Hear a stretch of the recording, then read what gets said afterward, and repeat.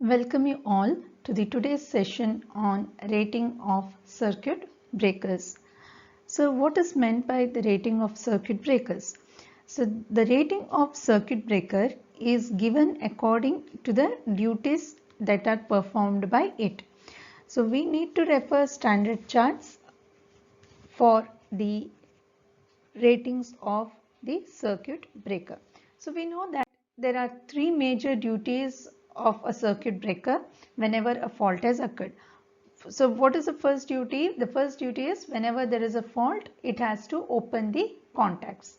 Once the fault is cleared, it has to close the contacts. The closing the contacts is manually. And whenever a fault has occurred, it should be able to withstand the fault current for a small interval of time. So these are the three major duties of any circuit breaker under the short circuit conditions. So based on these duties, there are certain ratings of the circuit breaker which has to be followed. The first rating is the breaking capacity, second one is making capacity, and third one is the short time capacity.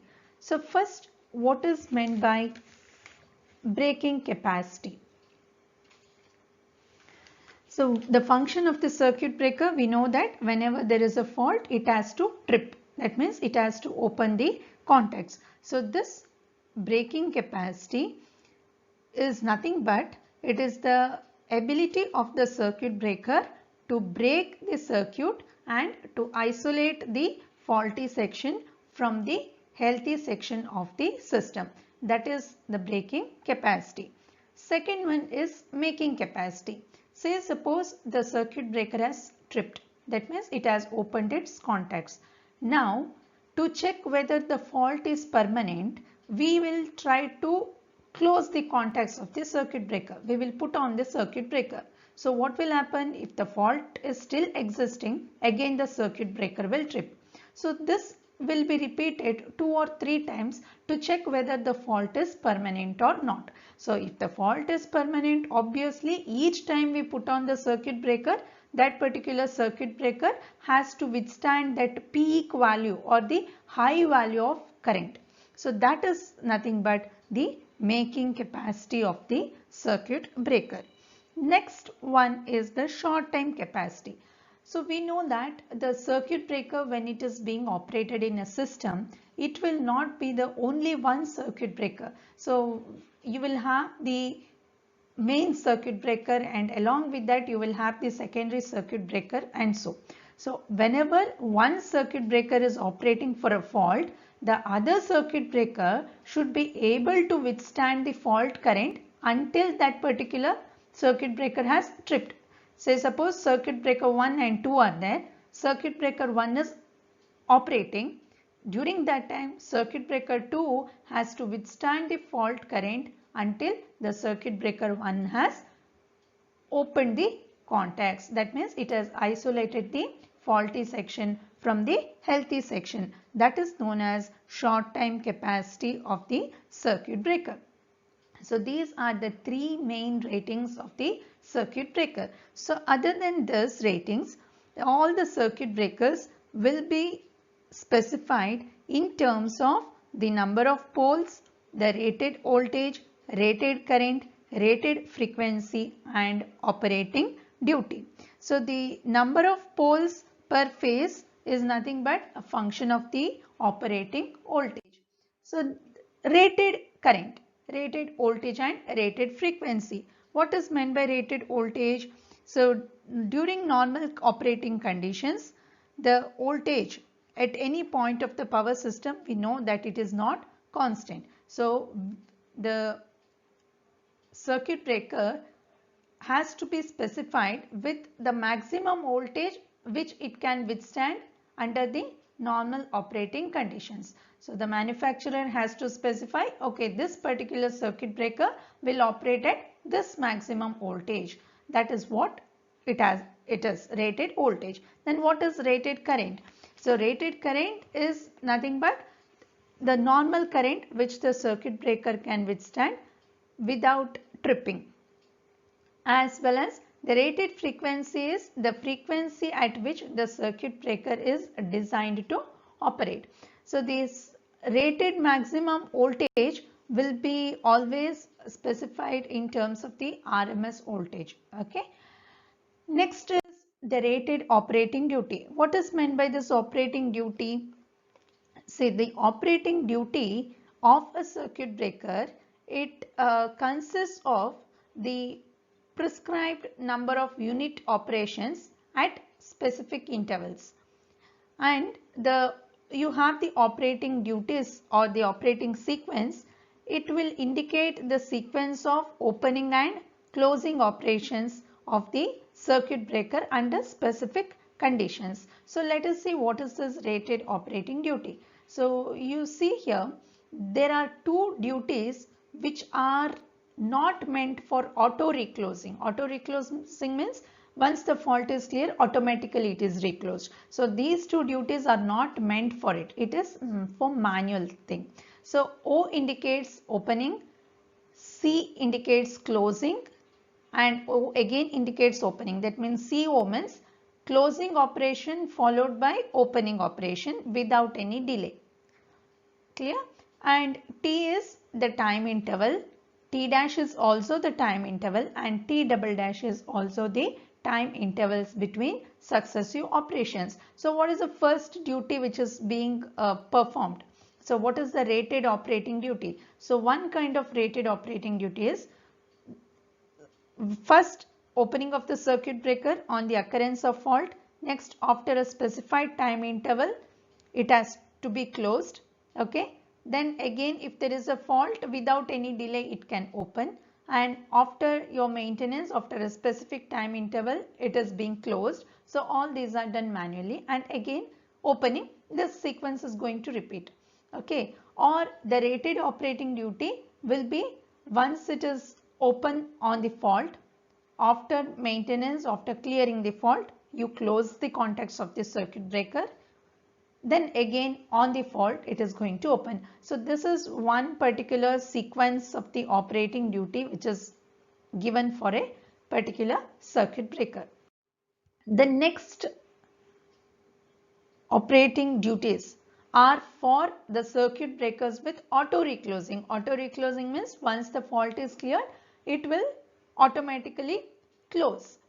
Okay. So opening on the fault after a specific dead time. Okay, dead time is nothing but the time which is expressed in terms of cycles. Say 1 cycle, or after 2 cycles, or after 3 cycles, like that. So after that particular fixed time, no, it is going to close automatically. Next is B, 3 MB, 3 MB. So what is B? B means breaking. Breaking is nothing but similar to your opening. Okay. And next, after 3 minutes, again it will close. Close is nothing but making. Again, in case there is a fault, what happens? It will get opened. So it again breaks. So next, after a specified 3 minutes interval, again it is going to make up. So this is the second operating duty, and the last one is the breaking followed by a dead time, next making, that is closing, and again breaking. So this dead time is always expressed in cycles, else if you have a numerical specified over there or the number which is specified, it will be that many minutes. Say it is suppose it is 5, then 5 minutes. If it is 2, it is 2 minutes. So this is what the rated voltage, rated current, rated frequency and operating duty of a circuit breaker is, which will be specified by the manufacturer. Next, coming to the important one, which is the breaking capacity. So breaking, making and short time. So breaking capacity. So this breaking capacity has two components. One is the symmetrical breaking capacity and the other one is asymmetrical breaking capacity. So what is the symmetrical breaking capacity and asymmetrical breaking capacity? We will come to know on looking into the short time current wave. So if you look into this diagram, this is a wave of a short circuit current. So this current along the y-axis is the short circuit current and x-axis is the time. So you can see a sinusoidal wave over here. Till here, if you see the amplitude is very large and after that it gradually reduces. So this particular component, it is DC, and here if you see it is AC.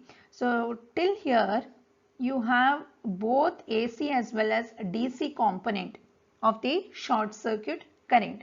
So this AC as well as a DC component of the short circuit current, this duration you call it as asymmetrical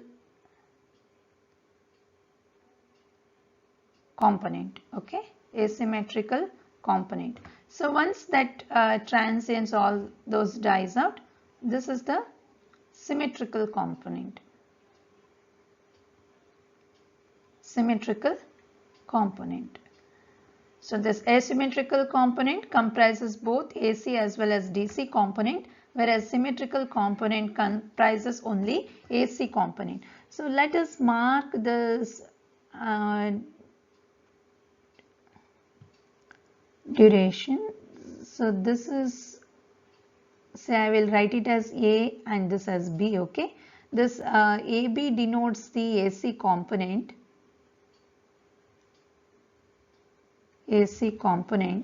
and this particular interval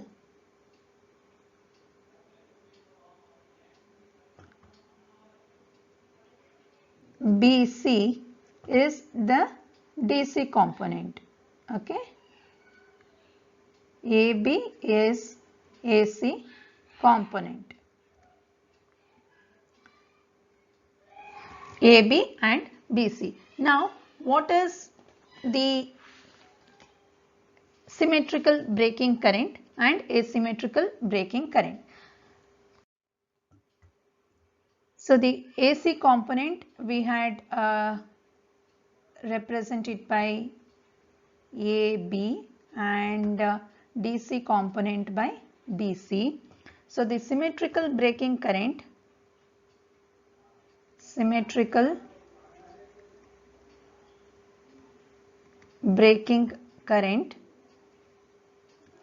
is nothing but the RMS value of AC component of the short circuit current. So it is given by AB by root 2. Okay, it is RMS value. Next is the asymmetrical breaking current. Asymmetrical, it comprises both AC as well as DC, right? So asymmetrical breaking current is RMS value